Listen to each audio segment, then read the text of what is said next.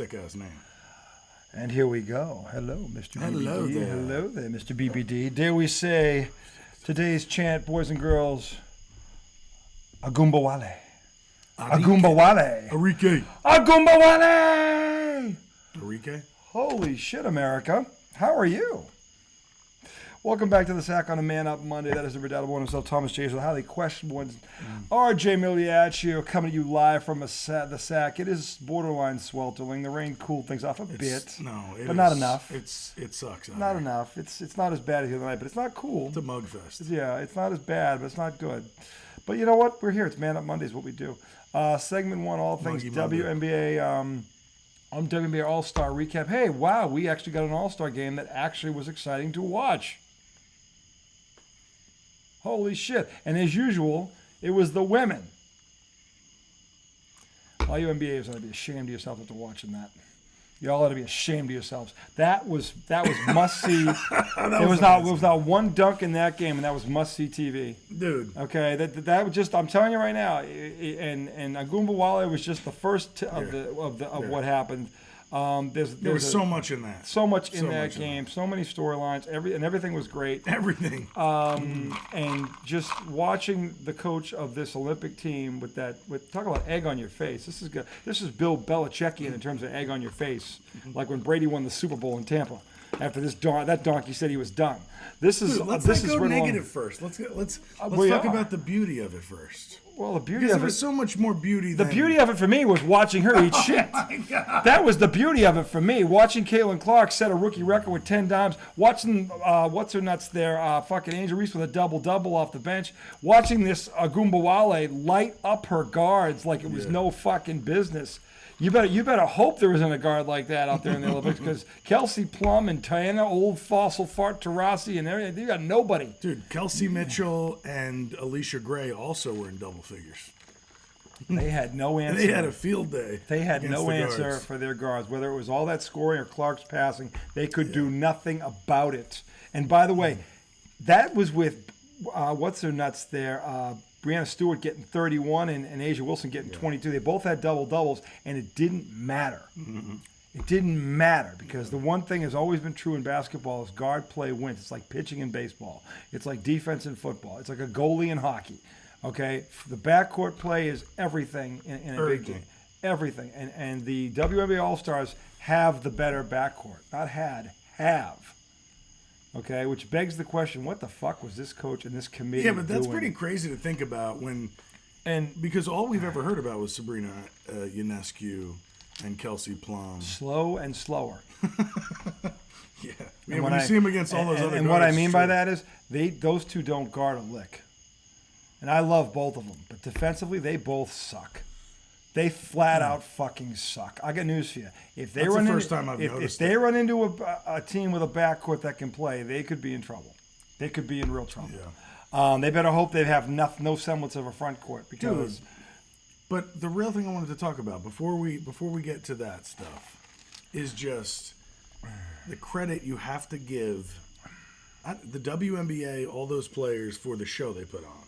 Because regardless of who won, who lost, if certain people should have been on the Olympic team or the All-Star team, like, they had a moment to capitalize on all the eyes on this league. Mm-hmm. And we've been giving them a lot of shit for not doing things the right way. Well, from a marketing standpoint, no, they've dropped the ball totally. We've been giving them shit, but this was their moment. Yeah. Like, and I love the fact that it was somebody other than Caitlin. Because you saw how great Caitlin is. Yeah. But you also saw, like, holy shit, like, you wouldn't tune in to watch the way Ogunbowale just lit that shit up. It was amazing. The thing is, 4 years ago, Ogunbowale did the same thing to the same team and won MVP, but nobody noticed. Yeah. No one watched that game, so no one even knew who this fucking girl was. Shit, we didn't know who she was till this year. Yeah. So. No, you know who put me onto her? Who? Maddie. So she was like, Arike's really good. Then I started watching her. Yeah. How was that Dallas team where they are with that? Wow. Well, we talked about that the week when they beat the Fever. And the thing is, it must be injuries, because they have 5 players averaging double figures. So how the hell are they this bad? They must be the worst defensive team on earth. But the thing is, the way to capitalize on the moment. That's what I just want to say. Like, no, great job. Almost 17,000 fans were in the stands. I mean, Dude, the format of it, yeah, the access to the players, to the coaches. they did it right. I mean, everything. All the little clips they gave you from the huddles. Yep. That stuff was all gold. It was great stuff. It was great. It was great stuff, and they were playing to win. They both were. Yo, and here's the crazy part. You got a lot of people on two sides of Caitlin Clark and Angel Reese. After that game, I can guarantee you there are people on the I hate Angel Reese, I love Caitlin Clark side. There are people on I hate Caitlin Clark, I love Angel Reese side that actually looked over and went, actually, I like that player. I guarantee that. They probably were. You might not be one of them. I'm not. But I mean, it was cool to see Angel Reese come in and be like, I don't give a fuck who's guarding me. And just, push people out of the way. Her first points were an offensive rebound putback that gave the WNBA All-Stars their first lead. Do you remember that? Mm-hmm. That was big. Mm-hmm. One of the best plays of the game was that one bounce pass from Caitlin Clark to Aaliyah Boston. That was nasty. Oh, my God. The best part about it is Kelsey Plum is face guarding her. Yeah. Full court face guarding in an All-Star game. Yeah. She gets away from her, gets the ball, dribbles up, gives the ball back, back cuts again. Mm-hmm. And, I mean, the pass she made was just like, what the fuck? How'd it get through there? Bird magic type of pass. That was insane. I've seen two players throw that pass before her. Bird and magic. That's insane. Bird and magic.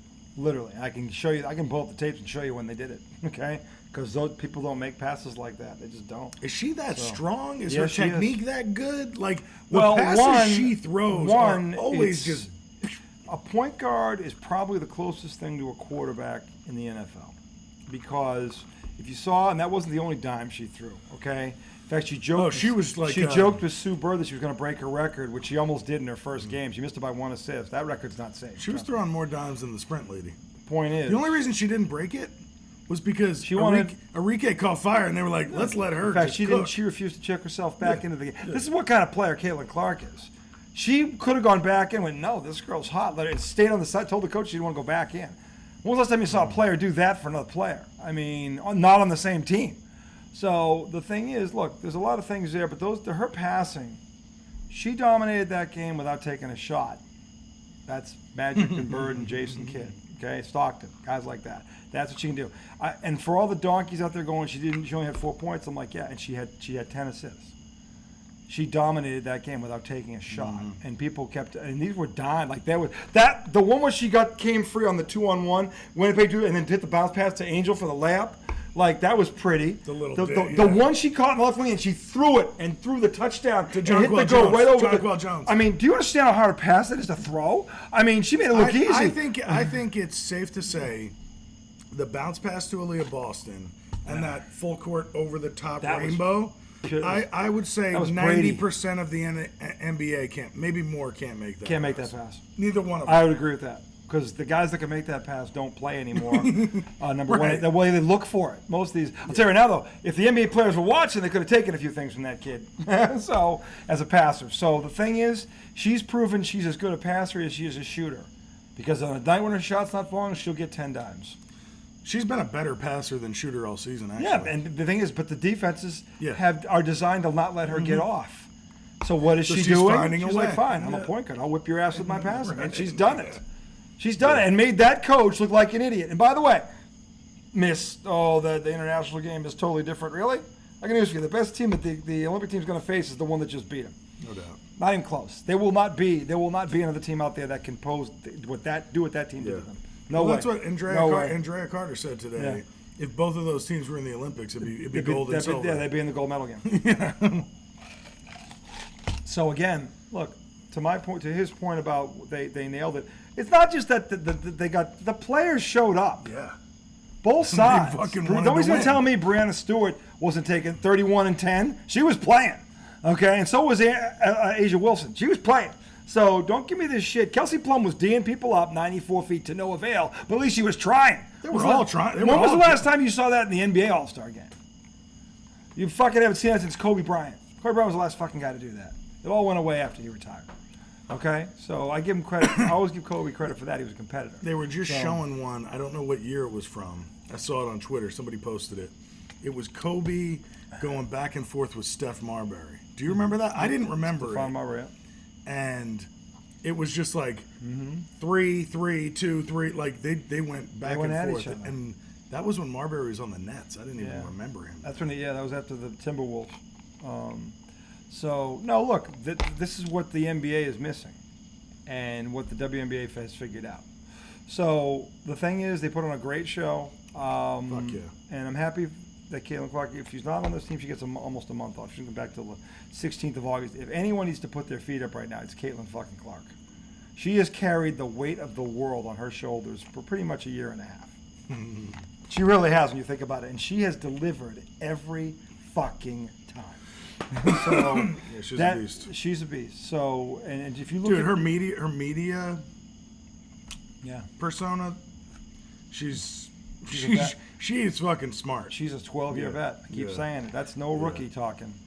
And which just makes that Olympic coach look even like more of a donkey. And Jen Rizzuti, what a I told Who's everyone Jen Rizzuti? the one who came out in front of the world as the women's basketball organization representative and said that the women Caitlin Clark didn't make it because she doesn't have enough experience to hack against the international competition. That's a different Is animal. that the Minnesota coach? No, that's Jen Rizzotti. She's the spokesperson for women's basketball in WNBA. And I called her a liar two months ago or a month and a half ago when she said that shit, and this just proved my point. Because honestly, the best part about it was you always say that this is the best league the in the world. best league in the world. If she can average this in this league, how could she not play in that? How could she not play well against that if she can handle this? Yeah. So the thing is, she more than handled it. She's handled it since day one, better than most of the veterans have handled it, I might add. Okay, now they're trying to backpedal and say, well, no, it was more just about competition. No, you were whiny little bitches. Okay, every last one of you. So don't fucking backpedal now when she's kicked your ass on every stage imaginable. You take her jump shot away and she still drops 10 dimes on your ass. I mean, please. You all need to just say, I'm sorry. I'd have more respect for you if you said, I'm sorry, than, oh, it's just competitive nature. No, you were jealous. Who's saying that? All of them. I haven't heard that. All of them. Oh, it's already there are stories, the clips about they're saying how it was more about you misinterpret us. It was more about competitive nature. We didn't resent her. We didn't hate her. I'm like, bullshit, you didn't. Damn, I didn't say that. Okay, Gina Ariema, who follows this game more than I do, and has coached a few of you, said all of you were like that. This is different. This is different. This didn't happen at Bird and Magic. This didn't happen. He's like, this is ridiculous what they're doing to her. And he doesn't like. They just beat him in the Final Four, and he came out and said that. So give me a fucking break. If he's saying it, don't tell me I'm off the reservation when I say it. So the thing is, no. The only thing I think I've noticed though, over this first half of the season, is that I do realize that there's actually some really good players in the league, and there have been for a long period of time. Tell you what, there were 24 great players on the court the other night. Yeah. Not good, great. Yeah. They're all great Yeah. in their own way. So all I'm saying is I've started to see more of that angle of like, why are you trying to act like we weren't good before this? I'm not saying I see mistreat like they should be able to act like that towards her for no reason. But I almost feel bad that I did snub it for so long. Because now as I look at it, I'm like, holy shit, this is good. You weren't the only one. Oh, no doubt. And part of it was the monopolies that existed in college basketball. Pat Summitt and then Sure. Gina Ariema. Because the problem was these teams were so loaded that they'd run off one school program won 8 or 9 of them, one won 11. That's a 20-year. Think about this. Yeah. So that's a generation of fans that never really got tuned in because they're like, well, that's just one loaded team. They don't play against nobody. Right, that's all And they're going to win. If those recruits had all gone to different schools and went head-to-head each other, this could have happened sooner, but it didn't. It didn't. Because, again, I keep saying styles make fights. And the second that this Reese, Caitlin Clark thing started, there's been eyes on this game. That's right. So, and it wasn't just, actually, it started before that because she was breaking that record, or approaching it. Yeah. But then that happened. blew it out of the water. And then the fact they met again the next year, and Clark, they split, she got her revenge, was even better. And good for USC because I just wish Caitlin could have gotten the chip after that. That USC, South Carolina she was the like, last team to beat that USC team. I mean that South Carolina team. Well, they are USC. So they are USG, is what I'm saying. South Carolina, South Carolina. Well, no, USC. They are. Like last night, Asia Wilson said, "We're the real USC," because she's from South Carolina. Yeah. So I mean, that team is a dynasty in the making. They've won 3 in the last 6, 7 years, whatever it is. Dawn Staley's doing her job. I mean, so look, the thing is, but there's enough players out there now. Juju, whatever her name is. Juju Watkins. Juju Watkins out there. Paige You see Becker's Paige coming. Beckers. Those two next year, they're on a collision course too. Yeah. So, I mean, this hopefully there's more. Oh, I think there's more. There's a girl who's 6'6". She's going to be a freshman in California. She's already got 15 offers. Her name's, I forget her name, but I was reading Dude, about and her. I'll say this. She's a 6'6" 8th grader. That's She's nuts. going to be a freshman, and she already has 3-point range. That's and nuts. she's already, it's like watching a bird or a magic out there. It's ridiculous. And she can go the late. She's 6'6" already. That's awesome. Have that kind of coordination, 8th grade at that size. A girl, Dude, Like- I've never done a women's college basketball bracket. And I can't wait till I'm at that point where I'm that excited that I'm doing that. Well, it's getting close. 2 March Madnesses at one point? I know. I've never gotten into 2. No, this is amazing. Now, the past couple of years, we've gotten into like Yeah. the later stages of the women's game because, Yeah. you know, in the Elite 8, the Final 4, you get to see those matchups. But now you're going to start. And now we know Nicole Melios. We have at Seton That's Hall, right. who Seton in the Big East. my friend Dan Melios. How you doing, Dan? His daughter was freshman of the year in the Big East. She's going to go against Paige Beckers this year. We know her. Okay. Well, I don't know her. But through I know a guy. I know the dad. You could say I know a guy. Through He a knows guy. He knows a guy. Through a guy, I know her. He knows a guy. Through a guy, he knows a guy who knows I know a girl. her, true him, and true Who's him. got this kid who knows his friend who saw Ferris pass out 31 flavors last night. I heard it was quite What serious. was that last part? Knows this guy who knows this kid who saw Ferris pass out 31 flavors last night. I heard it was quite serious. You never saw Ferris Bueller's Day Off. I did, but I Do you don't remember remember that. No. Oh my God! There was a like, guy what are going you around, talking about? the teacher going, Bueller, Yeah. Bueller. And then she raises her hand. He goes, yes, Simone. He goes, my cousin's sister's boyfriend's got this guy who knows this kid who has his friend who saw Ferris pass out at 31 flavors last night. It gets pretty serious. And the fucking teacher just looked at her like, Fry. Just moved on. Ben Stein. Yeah. So anyway, listen, Nicole Melios, sophomore at Seton Hall, and that against Paige Beckers next year. We might be, if we can find it, we'll stream the damn thing live. So that would be fun. Oh, we'll be able to find That'd it. be fun. Oh, you mean On that TV. matchup? Yeah, because that'd those be cool. teams aren't near us. But if we We find could watch it and get is it Dan, Melios? Yeah, Melios. Melios.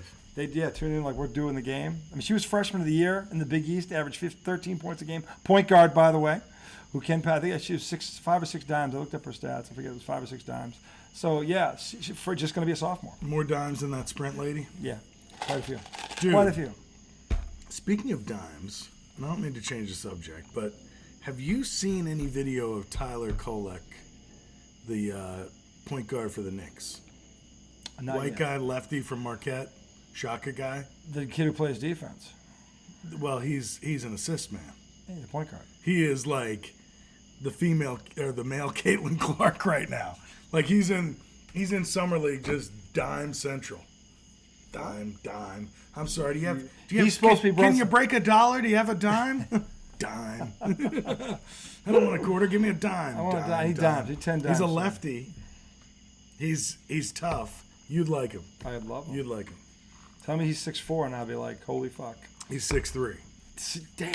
Almost. Almost there. Almost That's pretty there. good size though for a point guard. That's 6'4". well, 6'4" is good size Ideal. for a point guard. Ideal. Jason Kidd, Yeah. 6'4". Chauncey Billups, 6'4".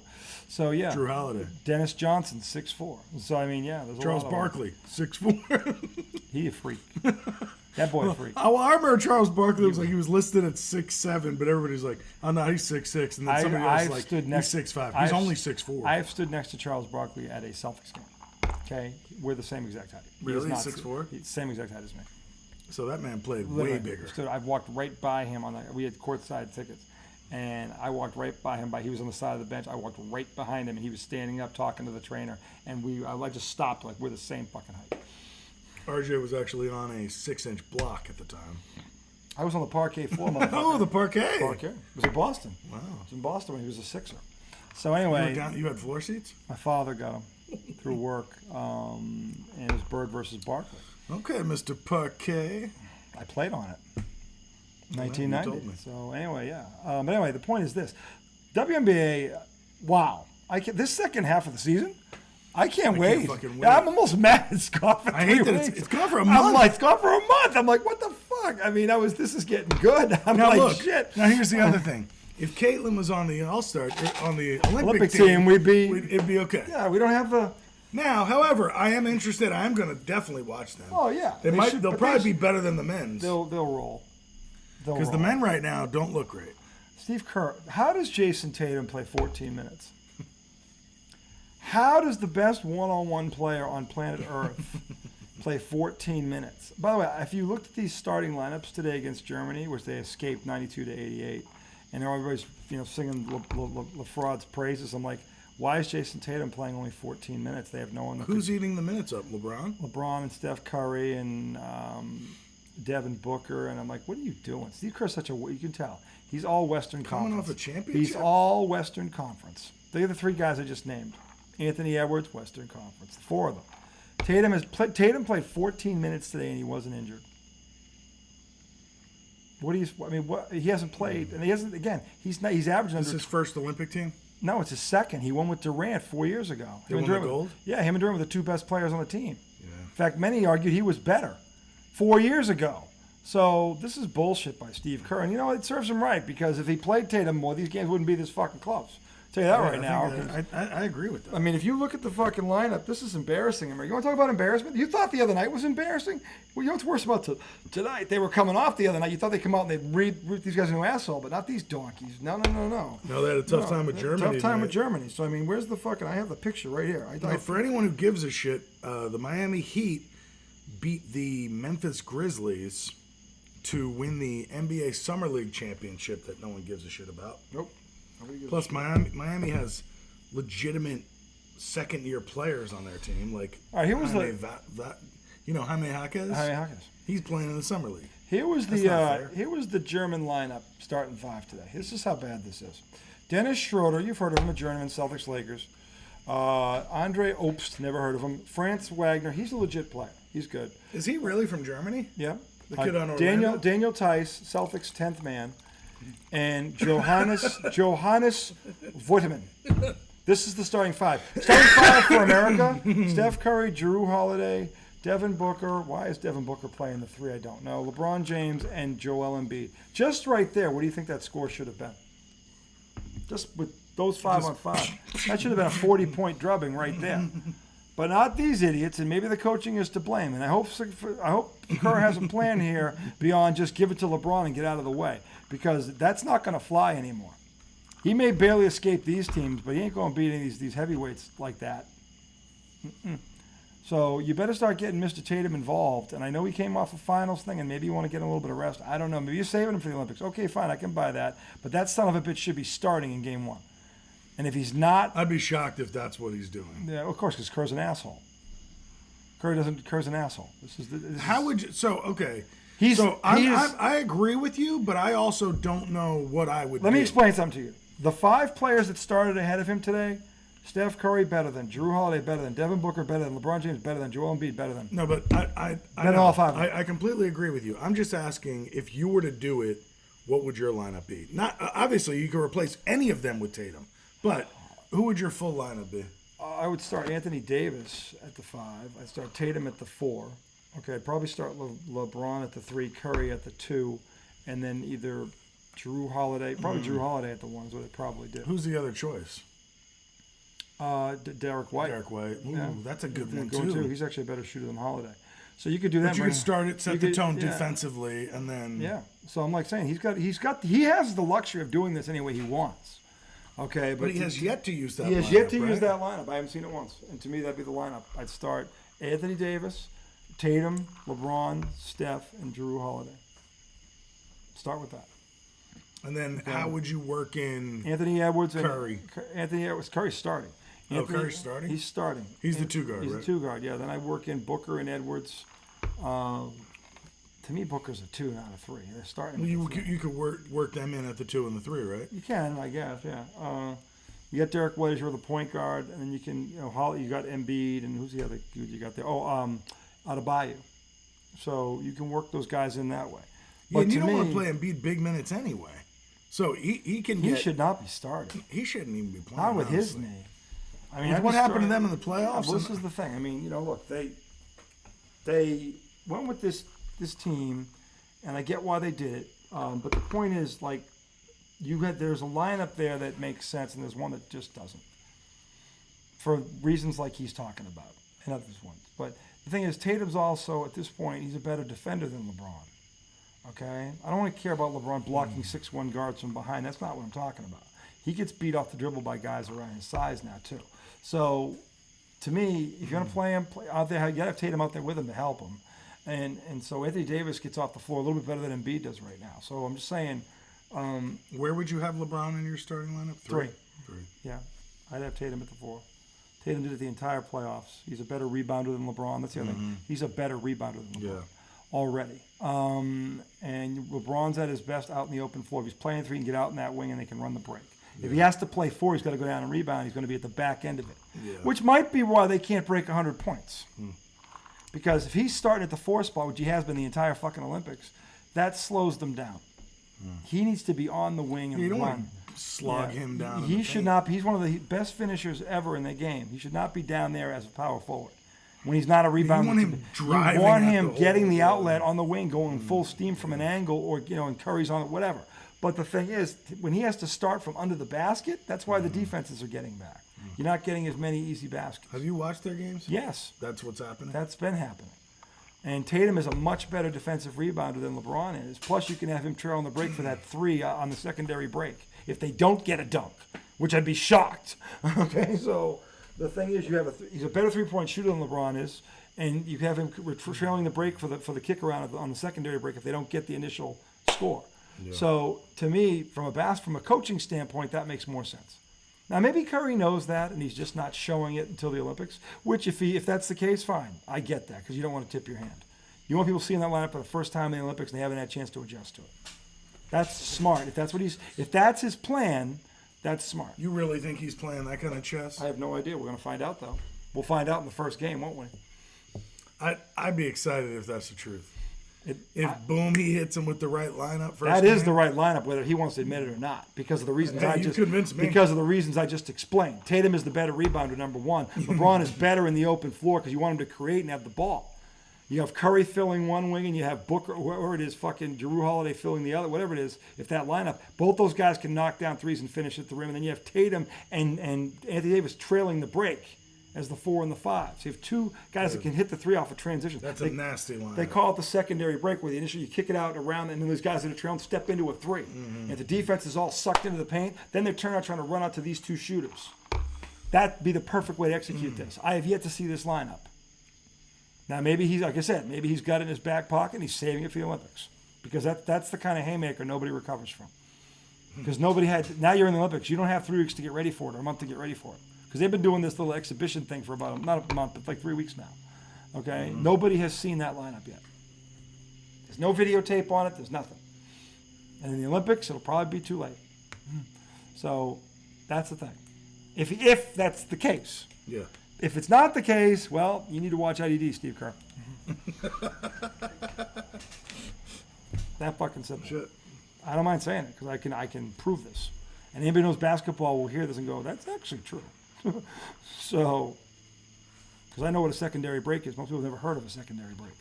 Okay? Secondary break is like after you break one bone, further down the bone, you have another break. It's a secondary break.